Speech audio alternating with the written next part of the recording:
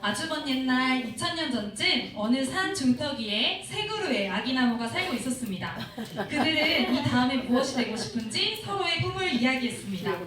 얘들아, 저 하늘 좀 봐. 별들이 마치 보석처럼 반짝반짝 빛나고 있어. 정말 아름답다. 난 꼭 보석함이 될 거야. 저 별들처럼 반짝이는 보석들이 가득하는 세상에서 가장 아름다운 보석함이 될 거야. 넌 무엇이 되고 싶니? 난 말이지 아주 넓은 바다로 가서 멋지고 튼튼한 엄청 큰 배가 되고 싶어. 거센 물결에 치고 멋진 임금님들을 모시는 세상에서 가장 멋진 배가 될 거야. 넌 무엇이 되고 싶어? 난 이 산을 떠나고 싶지 않아. 계속 자라서 아주 많이 키가 커졌으면 좋겠어. 세상에서 제일 키 큰 나무가 될 거야. 그러면 다들 나를 우러러보겠지?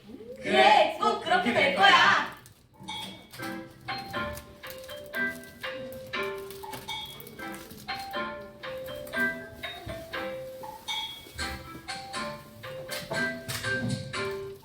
여러 해가 지났습니다. 어느덧 세 그루의 아기나무도 큰 나무들로 자랐습니다. 어느 날이었습니다. 나무꾼이 이 산으로 올라왔습니다. 나무꾼은 첫째 나무를 바라보며 말했습니다. 이 나무는 참 아름답고 되게 안성맞춤이야. 야, 그럼 이 댓글로 이 나무를 잘라볼까? 에이, 쿵. 와, 난 이제 아름다운 보석을 담는 멋진 보석함으로 만들어지겠지? 와, 기대된다. 자, 이제 끌고 가자. 잘가 첫째나무야. 네 소원이 꼭 이루어지길 바랄게. 잘가, 안녕. 나도 곧 저렇게 잘려나가겠지? 와, 기대된다. 얼마나 아플까? 난 절대 잘라지지 않을 거야. 얼마 후 나무꾼은 도끼를 들고 다시 산을 올라왔습니다.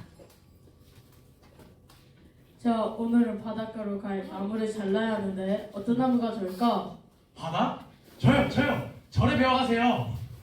오, 이 나무의 잎들이 손을 흔들듯이 흔들고 있네. 그래, 좋았어. 오늘 이 튼튼하게 생긴 나무를 잘라가자. 에이, 쿵.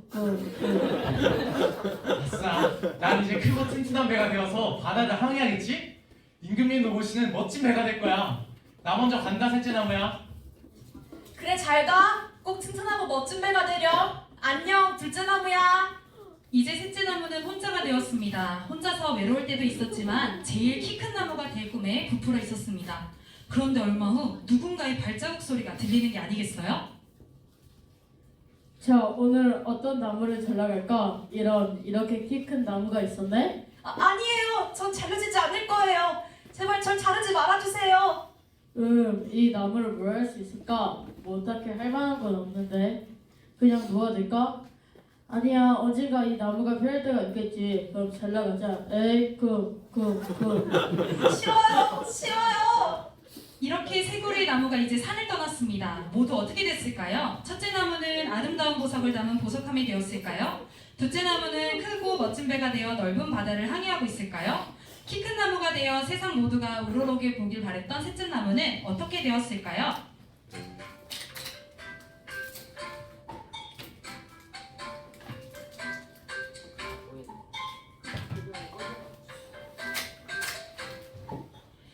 나무꾼이 첫째 나무를 목수에게로 데려왔을 때 첫째 나무는 무척 기뻤습니다.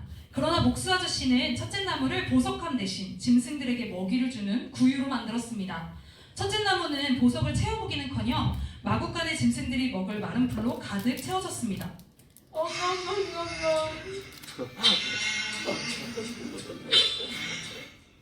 이게 뭐야? 난 멋진 보석함이 되길 원했는데 똥냄새 나는 마구간에서 짐승들이 먹이라 주는 고유가 되어 있다니. 몇 년이 지난 후 어느 추운 겨울날 쉴방을 찾지 못한 젊은 여인과 그의 남편이 마구간을 찾았습니다. 그리고 젊은 여인은 아이를 낳았습니다. 그리고는 갓난아이를 구유 안에 뉘어놓았습니다. 아이를 위한 따뜻한 요람이 만들어주면 얼마나 좋을까? 이 구유도 좋은데요. 아이를 따뜻하게 잘 감싸주고 있어요. 그런가? 그럼 아이의 이름은 무엇으로 지을까? 아이의 이름은 예수예요. 예수? 어떻게 지었어?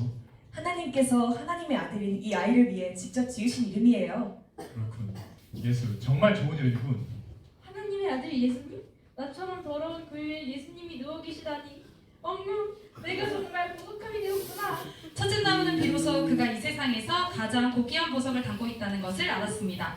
비록 구유의 모습이었지만 예수님이 누워 계시는 보석함이었지요. 둘째 나무는 어떻게 됐을까요?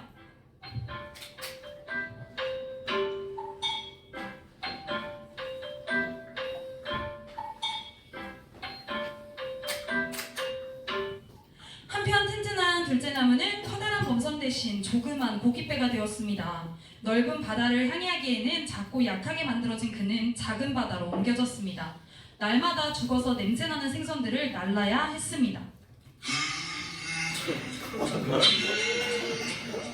이게 뭐야? 온통 비린내나는 내 몸 좀 봐. 임금님이 아니라 생선들만 잔뜩 하잖아. 튼튼한 내 몸이 이렇게 약한 데가 될 줄이야. 둘째 나무는 꿈을 잃고 슬펐습니다. 그러던 어느 날이었습니다.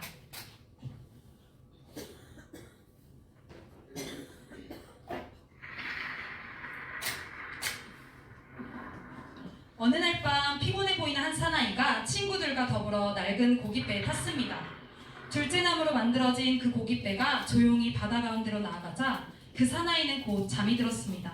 그런데 갑자기 폭풍과 비바람이 몰아쳤습니다. 비바람이 너무 심해. 너무 무서워. 이러다가 곧 뒤집힐 것 같아. 그럼 지금 타고 있는 사람들은 다 죽게 될 텐데. 그런데 그때 잠들었던 사나이가 깨어났습니다. 그는 일어서서 손을 높이 쳐들고 외쳤습니다. 잠잠하라. 폭풍우는 언제 그랬냐는 듯 잠잠해졌습니다. 우와, 진짜 폭풍우가 멈췄어. 그럼 이 사람이 소문으로 듣던 예수님? 하나님의 아들이 정말 왔구나. 내가 이 세상의 왕으로 오신 예수님을 태우고 있다니. 둘째 나무는 비로소 그가 그의 소원대로 세상의 왕 되신 이를 모시는 멋진 배가 되었음을 깨달았습니다. 마지막으로 셋째 나무는 어떻게 되었을까요?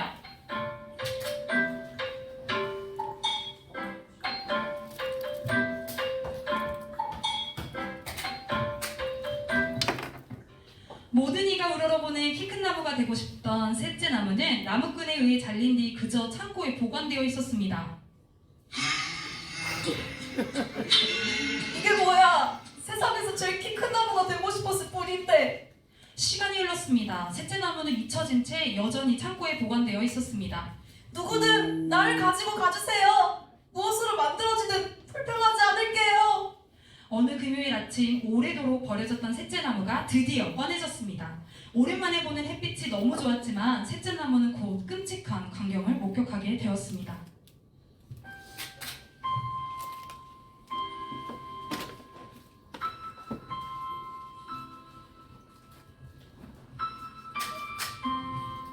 셋째 나무는 골고다 언덕 위 십자가의 모양으로 세워졌습니다.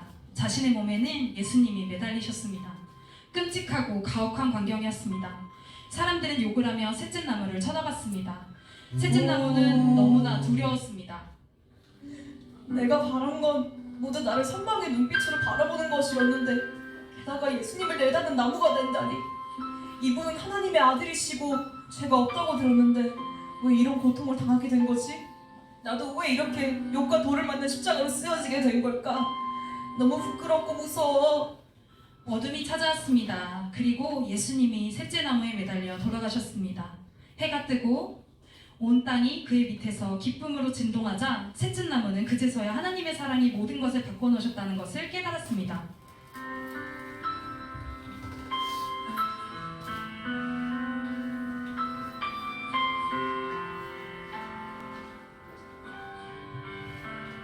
예수님이 정말로 하나님의 아들이셨구나. 우리를 위하여 죽으신 거였어. 그런 분이 내게 매달리셨다니. 욕을 먹고 돌을 맞아도 조금 더 부끄럽지 않아. 예수님의 십자가가 되어서 영광스럽다. 셋째 나무는 세상에서 가장 키 큰 나무가 되어 모두가 선망하는 영광스러운 나무가 되고 싶었습니다. 비록 투박한 십자가가 되었지만 예수님의 구원사역에 동참하는 정말로 영광스러운 나무가 된 것에 기뻐했습니다.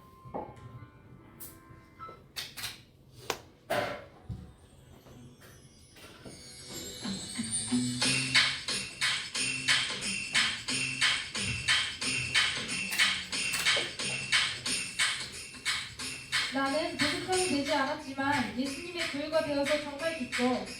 나는 커다란 범선은 아니지만 왕이신 예수님이 타신 배가 돼서 정말 기뻐. 나는 키 큰 나무가 아니지만 사람들이 나를 볼 때마다 예수님의 십자가를 떠올리게 돼서 기뻐.